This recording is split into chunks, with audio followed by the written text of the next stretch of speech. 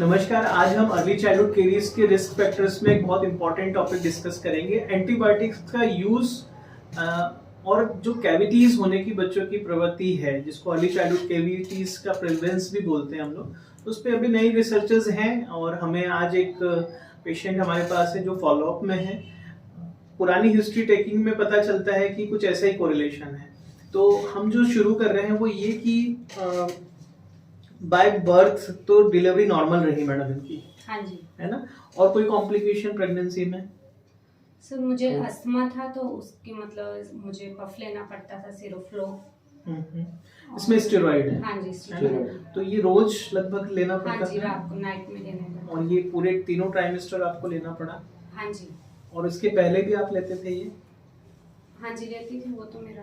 अच्छा। और conception normal ही होगा, है ना? कोई ऐसा प्लांट, ऐसा कोई इनफर्टिलिटी, ऐसा कोई इशू तो नहीं था? नहीं। इसके लिए कोई मेडिसिन या हार्मोनल कोई पिल्स नहीं, मैंने और कोई मेडिसिन नहीं। ठीक है। तो एक तरीके से हेल्दी प्रोजेनी है और कंसेप्शन नॉर्मल है। सिर्फ और सिर्फ दो चीजें यहाँ पे आ रही हैं जो कि मदर पार्ट पे हैं। एक तो एस्थेमेटिक की वजह से जो है स्टेरॉइड वाला जो है इनहेलर इन्हें यूज करना पड़ता था, और दूसरा बर्थ के बाद जब ब्रेस्ट फीडिंग नॉर्मल हो रही थी, और ब्रेस्ट फीडिंग बहुत अच्छे से करी बच्चे ने, है ना? कब तक करवाई मैम? 1 मंथ तक तो मतलब करवाई थी सही, बाद में एब्सेस बन गया था तो फिर डिस्कंटिन्यू। तो जैसा मैंने अभी पहले चर्चा में करा, मैं ब्रीफ कर देता हूँ आपकी बातें। तो 2 महीने के जब बच्चा था तो आपको पस फॉर्मेशन हो गया था, और फिर गायनेकोलॉजिस्ट के और डॉक्टर्स के अंडर ऑब्जर्वेशन फिर एंटीबायोटिक्स भी स्टार्ट करने पड़े थे। तो डॉक्टर ने दूध पीने पिलाने को मना ही करा होगा थोड़ा, बट ऐसा हो नहीं पाया क्योंकि जो है ये बॉटल से किसी ऑल्टरनेटिव टेक्निक से फीड नहीं कर पा रहे थे। तो मजबूरन आपने दूसरी तरफ जहाँ पे ठीक थी व्यवस्था, वहां से स्तनपान कंटिन्यू रखा। तो मैं यहाँ पे बोलूंगा क्योंकि एक एंटीबायोटिक जो हायर एंटीबायोटिक है, सर कौन सा एंटीबायोटिक यूज हुआ है? ऑगमेंटिन और लिंजोलेट दोनों। ऑगमेंटिन और लिंजोलेट। पहले ऑगमेंटिन चलता रहा, फिर लिंजोलेट चला था 1 महीना लगा। हाँ, लिंजोलेट तो हायर एंटीबायोटिक है, वो 1 महीना देना होगा।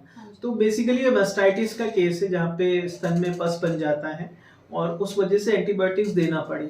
बट दिक्कत ये हम यहाँ कोरिलेट कर रहे हैं कि उस वक्त स्तनपान कंटिन्यू रहा। इसके ऊपर डिटेल तो जानकारी जो गायनेकोलॉजिस्ट है और पीडियाट्रिशियन है वही देते हैं, लेकिन यहाँ पे मैं अपनी तरफ से जो है वो डेंटल पार्ट यहाँ देख रहा हूँ। क्योंकि जब 4 साल पहले हमने बच्चे का जनरल एनेस्थीसिया में ले जाके पूरा ऑपरेट किया था, क्योंकि काफी कैविटीज थी। और 2016 की बात है, 2016-17 की बात है। तो आज पक्के दांत आ रहे हैं, इसलिए फॉलोअप पे हैं हमारे साथ, लेकिन हम ये पॉइंट मिस कर रहे थे तो आज हम डिस्कस कर रहे हैं। और इस बीच काफी डेवलपमेंट साइंटिफिक रिसर्चेस में भी हुए, तो ये पॉइंट सामने आया तो मैंने इसको डिस्कस करना ठीक समझा यहाँ पे। तो हुआ ये कि जब एंटीबायोटिक का कवरेज ज्यादा रहता है, और इस आर्टिकल में मैं आगे डिस्कस भी करूंगा कैसे रिसर्चेस को सपोर्ट करती है, तो यहाँ पे एक अजम्पशन हमें जो समझ में आता है वो ये कि उस वजह से जो एनामल है उसकी पोरोसिटी, जो कि ऊपरी लेयर होती है, वो हमारी झिल्लीदार बनी, या कहेंगे पोरस बनी। तो उसमें जो भी खाना रहता था, जो भी कैविटीज प्रोग्रेशन की जो चीजें थी, वो बहुत फास्ट होती गई, वो उनको सपोर्ट करता गया, क्योंकि जो सरफेस थी वो हमारी इतनी हार्ड नहीं बन पाई थी, है ना? और आपका एक और कहना है कि जब इनके दांत आए थे तो वो कैसे दिख रहे थे, जैसा कि अभी हमने चर्चा करी, एक बार मुझे वापस बताइए। सर वो मतलब थोड़े उनपे स्पॉट थे, गड्ढे, क्रेटर्स टाइप के, जैसे कि अपन चंद्रमा की सतह देखते हैं उसमें छोटे छोटे गड्ढे दिखते हैं, बहुत छोटे छोटे थे। और ये बिल्कुल अच्छे से याद है आपको कि आते से ही आपको ये गड्ढे दिखे थे, है ना? क्या उनका कलर ब्राउन ऐसा कुछ था? हल्का येलोइश था। और जो अभी हम धीरे धीरे वो ब्लैक होते गए, और क्योंकि कैविटीज उसमें लगती गई, और आपने ओरल हाइजीन भी, ब्रशिंग भी उनकी शुरू करी दी होगी, क्योंकि ऐसा हमेशा देखने में आता है कि भले ही पहले ब्रशिंग पेरेंट्स ना शुरू करें, लेकिन कोई भी अगर ऐसा डिस्कलरेशन, दांत काला पड़ने लग जाए, मतलब आता था काला पड़ जाए, तो पेरेंट्स जरूर उस चीज को इस्तेमाल, ब्रशिंग पे फोकस करना शुरू कर देते हैं, और तभी से ब्रशिंग स्टार्ट भी होती है 99% केसेस में बच्चों के लिए। तो एक तो ये कि जो पोरोसिटी थी वो हमें दर्शाती है, और वो अभी हम कैनाइन पे भी देख पा रहे हैं। जो इनके कैनाइन हैं अभी, उस पे भी हमें वही उसी तरह की हो रही है और शायद उसी से हमने अभी उसको कोरिलेट भी किया है ना।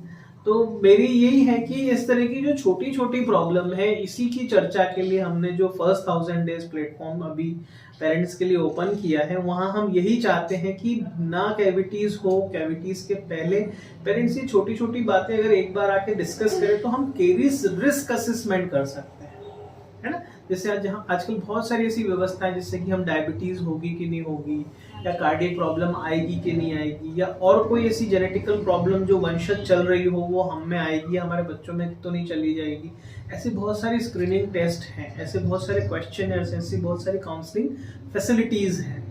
तो हम चाहते हैं कि बच्चों में कैविटीज भी ना हो, कैविटीज कम से कम हो, अगर हो तो जल्दी उनका पता चल जाए।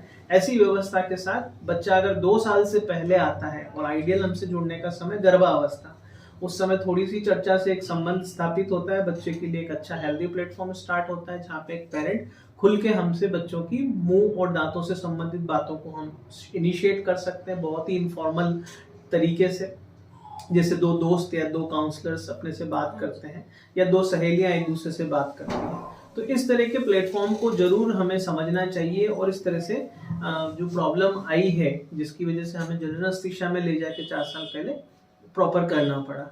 सर, जो जनरल एनेस्थीसिया में ले गए तो उसके पहले भी डॉक्टर्स को दिखाया होगा आपने? हाँ जी सर, उधर अमृतसर में दिखाया था 2 बार। वहाँ क्या कहना था डॉक्टर्स का?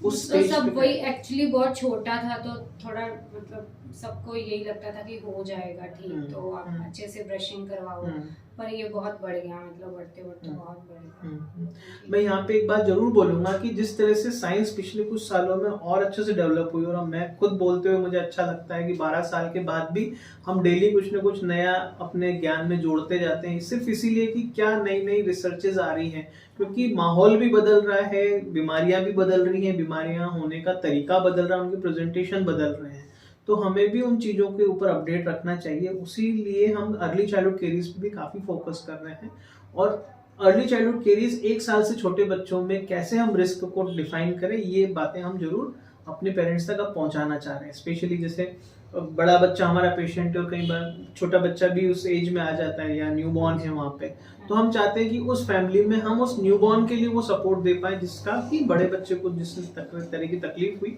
वो छोटे बच्चे में ना हो। तो ये एक तरीके से लर्निंग है, बिहेवियरल चेंजेस है।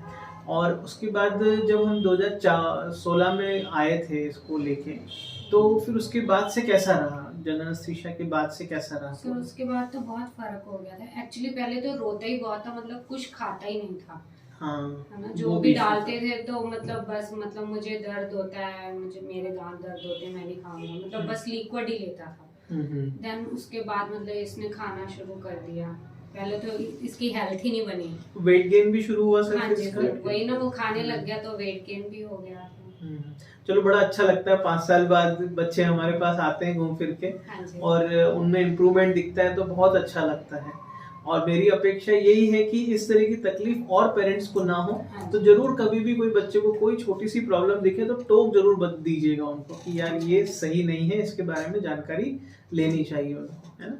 और अब इनके पक्के दांत आ रहे हैं, और अच्छे से एंजॉय करो, ब्रशिंग अच्छे से करनी है, 2 बार ब्रश करनी है, चॉकलेट्स खाना है तो उसका तरीका है, और उसको आप अच्छे से खाने के बाद ब्रश करो, सब चीज एंजॉय करो। बनी सब चीजें खाने पीने और एंजॉय करने के लिए, ठीक है। कोई भी चीज ऐसी नहीं है जो एंजॉय करने के लिए नहीं, पर उसका तरीका अच्छा होता है, ठीक है। तो ये एक अच्छी इन्फॉर्मेशन हमने देखो बातों बातों में आई, और एक पॉइंट निकल के आते हैं, और इसी तरीके से चीजें और बीमारियों के बारे में समझ पड़ती जाती है। और आपने मेरे साथ इस तरह से डिस्कशन में भी पार्ट लिया, जो हम सोशल मीडिया के माध्यम से और पेरेंट्स तक एक छोटी सी इन्फॉर्मेशन ले जा सकते हैं, तो किसी न किसी एक पेरेंट को तो फायदा उससे होगा ही होगा, है ना। Thank you so much. Thank you so much. ठीक है दोस्त।